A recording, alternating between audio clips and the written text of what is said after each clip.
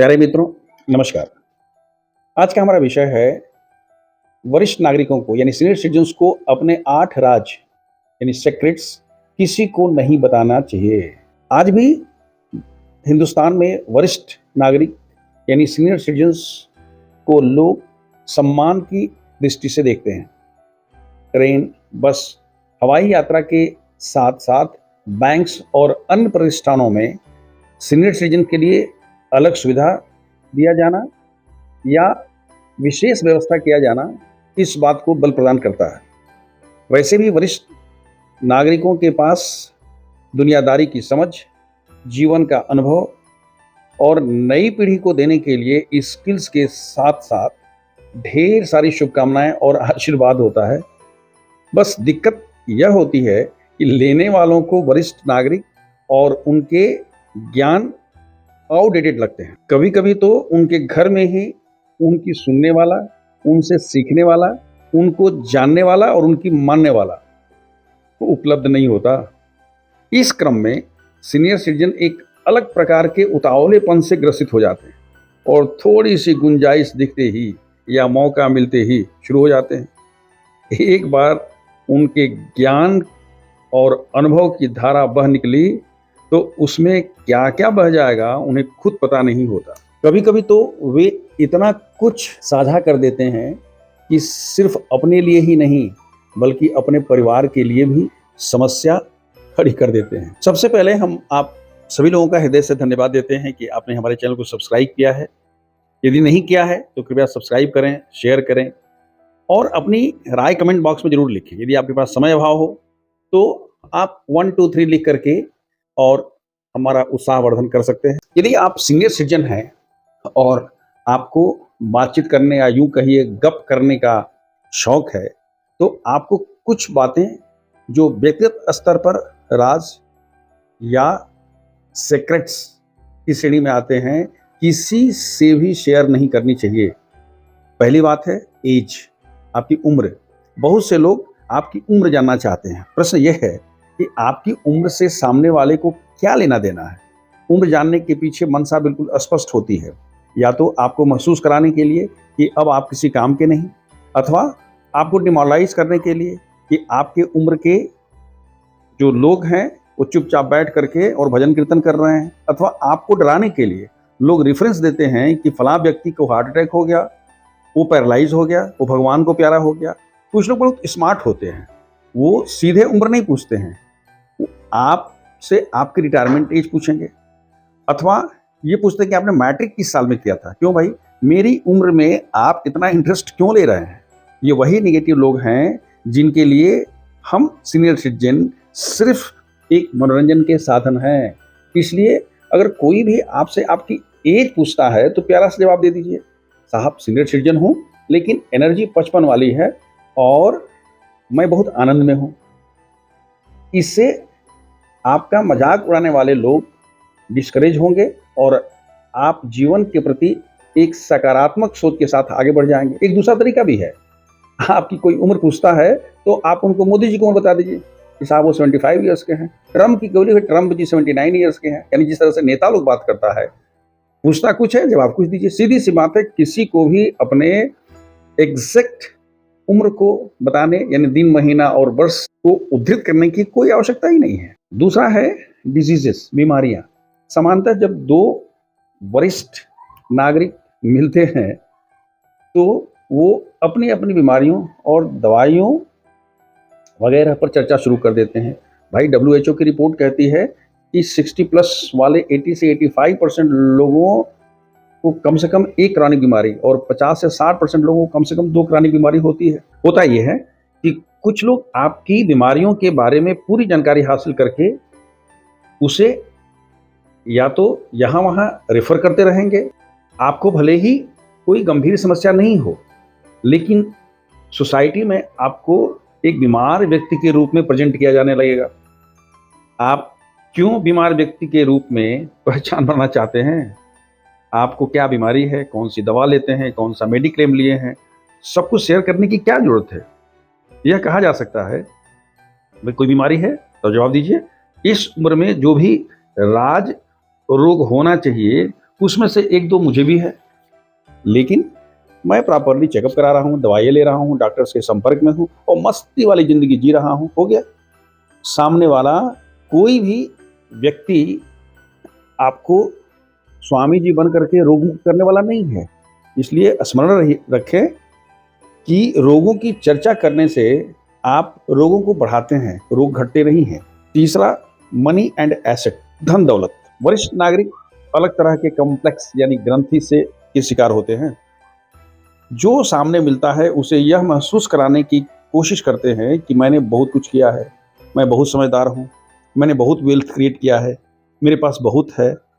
और इसको साबित करने के लिए वो चीज़ों को बढ़ा चढ़ाकर बताना शुरू कर देते हैं, यानी जिसको बोलते हैं फेंकना शुरू कर देते हैं। यहाँ प्लॉट है, वहाँ फ्लैट है, यहाँ दुकान है, इतने का शेयर है, इतना एफडी है, वो पता नहीं क्या क्या।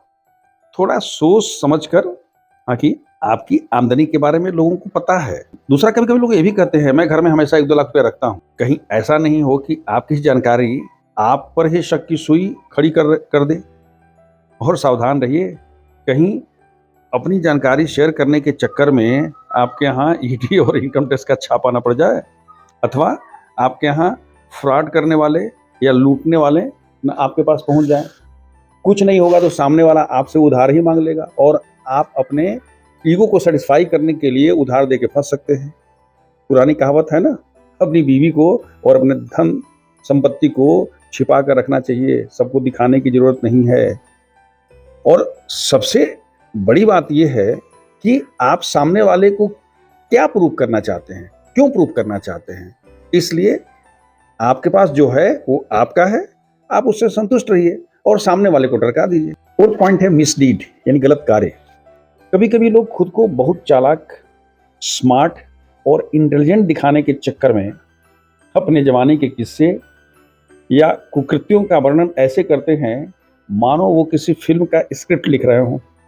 भाई, आपने रिश्वत दिया, रिश्वत लिया, फेवर लिया, फ्लर्ट किया, किसी को यूज़ किया, किसी को बेवकूफ़ बनाया, कुछ बड़ा हासिल कर लिया।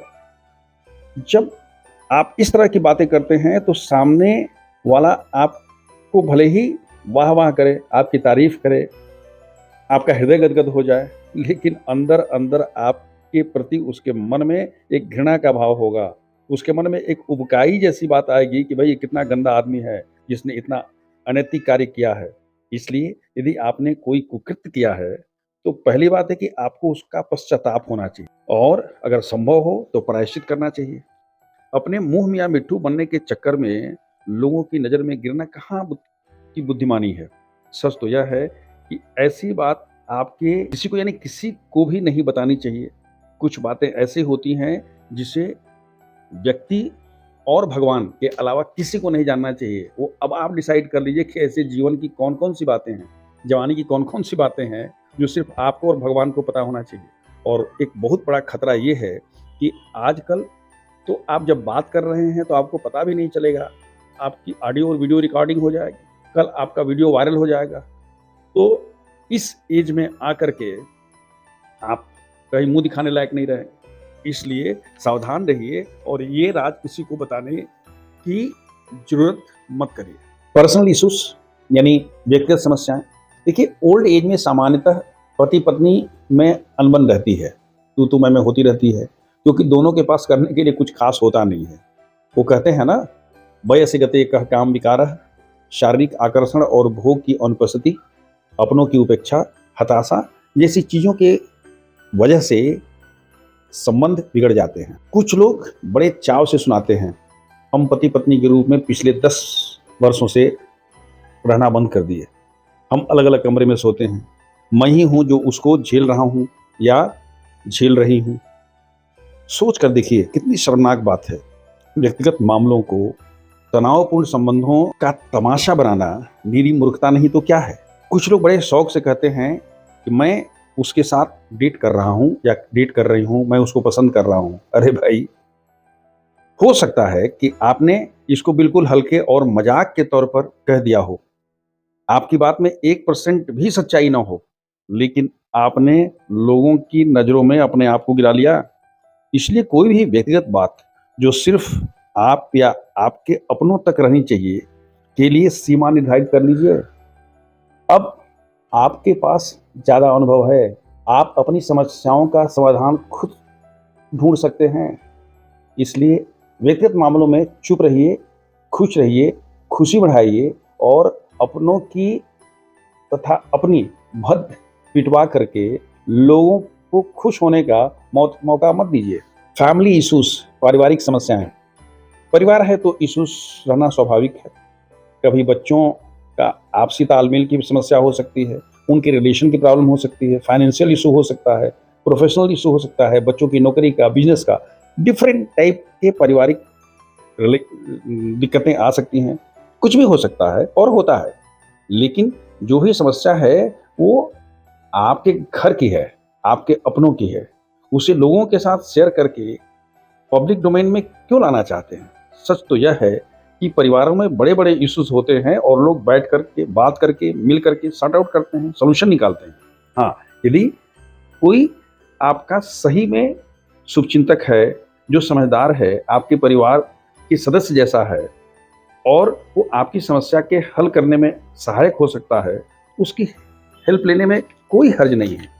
लेकिन अपने परिवार की बातों को चाहे कोई कितना भी करीबी हो, उसे शेयर करके मन हल्का करने के चक्कर में अपने परिवार की बेइज्जती कराने से तो बचना ही चाहिए। सातवां है शो ऑफ या कनेक्शन, यानी दिखावा अथवा संपर्क। कुछ लोग अपनी जान पहचान को, अपने संबंधों को, अपनी पहुंच को बढ़ा चढ़ाकर बताते हैं, लोगों को इम्प्रेस करने की कोशिश करते हैं। फिर कुछ लोग अपना काम निकालने के लिए ऐसे लोगों के रिलेशन का नाजायज फायदा उठाने की कोशिश करते हैं। ये दुनिया बहुत बड़ी है। मैं तो 3.5 दशक से अधिक किसी प्रतिष्ठित संस्थान में शिक्षा के क्षेत्र से जुड़ा हुआ था।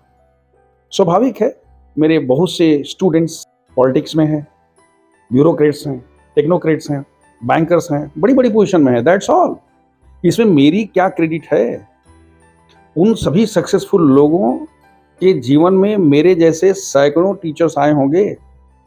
वो हमें आज भी जानते हैं, मानते हैं, यह मेरा सौभाग्य है, उनका बड़प्पन है।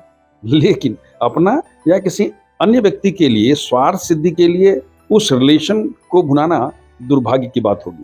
तात्पर्य यह कि यदि आपकी जान पहचान वाला, आपका कोई अपना संबंधी, कोई स्टूडेंट किसी प्रभावशाली पोजीशन में है, तो इसका ढिढोरा मत पीछिए। आप क्यों बताने चलते हैं? जो सक्सेसफुल लोग हैं उनको बताने दीजिए कि हाँ भाई, ये आपके लिए अच्छी बात है कि जो सक्सेसफुल लोग हैं उन्हें आप जानते हैं और वो भी आपको जानते हैं और मानते हैं।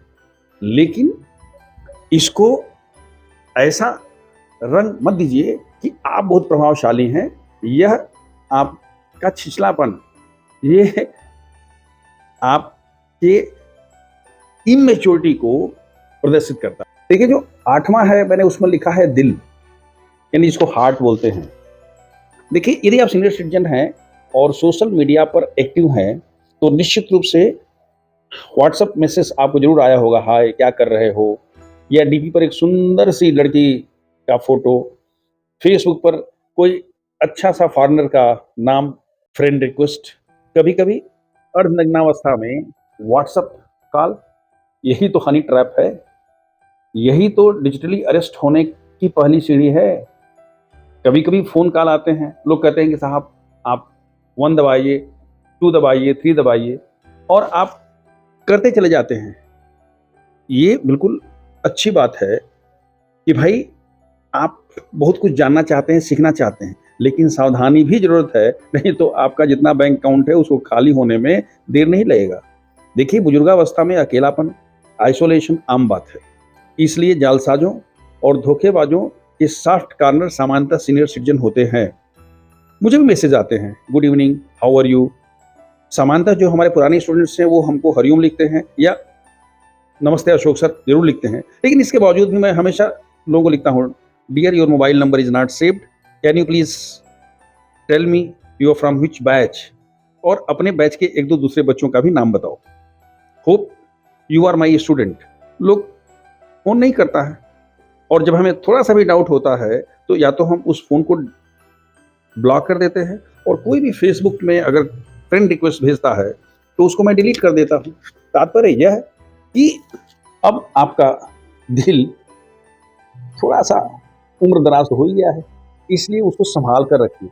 न तो लोगों को दिखाइए और न जवान लोगों से मिलाने की कोशिश कीजिए। ये दुनिया बड़ी निराली है, सजग रहिए, समझदार बनिए।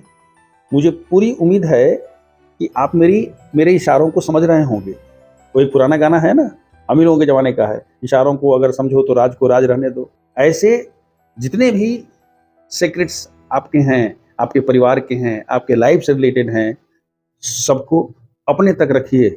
हमेशा इस बात को ध्यान रखिए कि आपको कहीं भी, कोई भी, किसी भी स्थिति में ट्रैप कर सकता है, और आप और आपके परिवार वाले परेशानी में पड़ सकते हैं।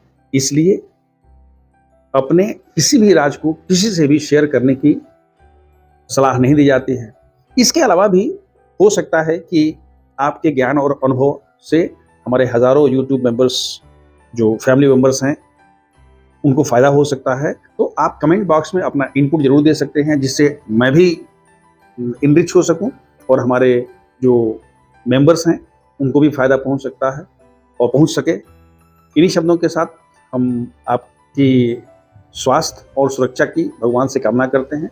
सर्वे भवन्तु सुखिनः, सर्वे सन्तु निरामयाः, सर्वे भद्राणि पश्यन्तु, मा कश्चित् दुःखभाग् भवेत्।